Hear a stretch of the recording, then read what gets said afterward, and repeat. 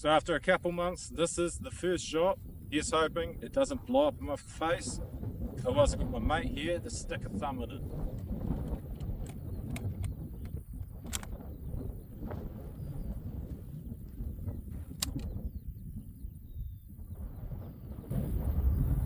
Welcome to another episode of Ben Doing Things, and today we have the fourth part in the Lee Enfield rifle build. So what we have planned today is first of all replacing this rear sight. As you can see, it just doesn't really work. There are a few parts missing. There's also the spring, the wee leaf spring that sits under here, which is also missing. So instead of buying one like a normal person would do, I'm going to make one. And what I am going to make it out of is a hacksaw blade, but make sure that the hacksaw blade is intended only for cutting metal rather than all materials.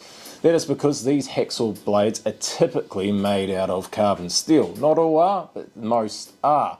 Some of them will only have carbon steel on the teeth, but this one that I have here, hopefully this one in my hand, is actually made solely of high carbon steel.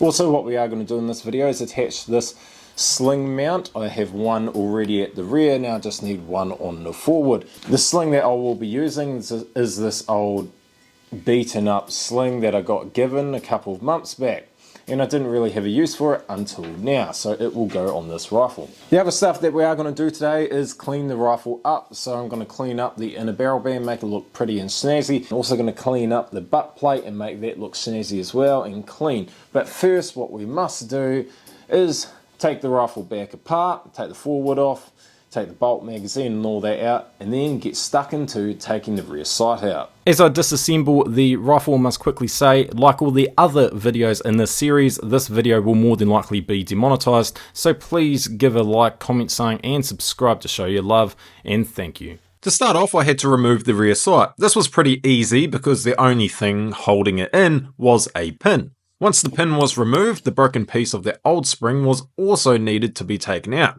I will use this piece of spring as a template for part of the new spring. Making the new spring was also pretty simple, and there are dozens of videos on YouTube on how to do it that explain making one far better than I ever could. But once I got to shooting the rifle, there actually was a slight issue with it that I will explain later in the video. When making a spring, make sure to use a piece of high carbon steel. Some hacksaw blades are not made of high carbon steel, and those ones are genuinely for all-purpose cutting. The one I am using should be high carbon steel. Once the spring was made, it was time to fit the new spring and sight. The spring fitted in with ease, but it was not as thick as the original one, so I added a brass washer to make up for the loose fit. The sight was also a bit tight to fit, but we genuinely like it tight, so I removed the rear piece of the sight and then tapped it in gently with a rubber mallet to ensure no scratches got on the sight. Once it was lined up with the hole for the pin, I gently tapped the pin into its tight hole. Now it is time for the boring cleaning of the brass.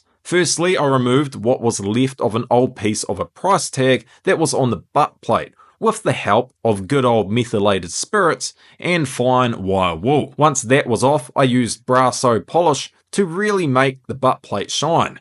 The inner barrel band was actually a bit tricky to polish up. At first, I used 800 grit sandpaper to remove the black paint that was on the inner barrel band, and then I slowly made my way up to 1200 grit sandpaper. In the end, I finished it off with some Brasso to make it shine. But try not to inhale the Brasso because that shit can cause a mean as headache. Lastly, it was time to install the sling mounts. Now this is a pretty straightforward process where anyone with more than one brain cell should be able to address on their own. And now, after nearly 4 months of hard work, it is finally ready for the first shot. So after a couple months, this is the first shot. Here's hoping it doesn't blow up in my face. Otherwise I've got my mate here to stick a thumb in it.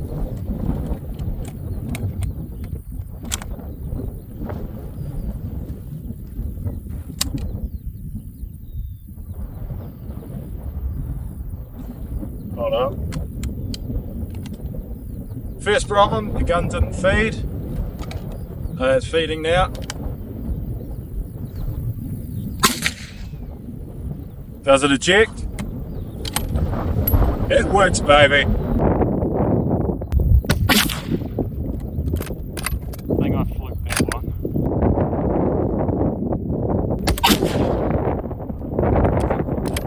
So, admittedly, I missed one shot, but there's a bullet hole here now, so maybe I was actually a very good shooter and I put both bullets through the same hole. You don't know. So what are my final thoughts on the rifle, and is there anything else that I will actually add to it? To me, the rifle looks good, and in my fashion, I would go as far to say that it is sexy. I adore the matai tip and the matai rear topwood, as well as the look of the restored forward. The rifle looks more like a classic hunting rifle in New Zealand from the 50s to the 80s. There are still blobs of rust that I have to clear up, and areas where the bluing is worn out. My one disappointment with how it looks is that the stock is not being done up. But we cannot win all the battles. What I am extremely happy about is that the rifle shoots and ejects the spent round. I stupidly did not check the head spacing on the rifle prior to shooting it, so I was afraid that I may get a case head separation, but luckily I managed to dodge the bullet. You may have noticed as well that when I pulled the trigger for the first time, a round did not go off.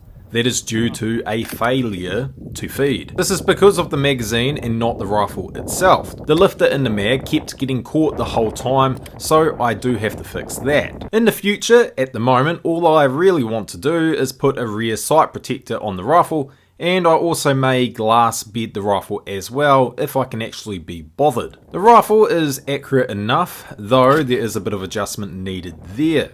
I may be able to put some of the poor accuracy down to me and how I was shooting on the day. But all in all, I am happy with the way the rifle has turned out. I also have been able to leave the rifle in a condition that if I manage to get all the parts to restore the rifle to its original condition, I can. Anyway, I'm Ben and this is Ben Doing Things. Please go back and check the other parts in this series if you have not to catch up. Also check out my other videos as well. Please do subscribe, like this video, and share it with your mates. And I will see you all next time. Thank you, and goodbye.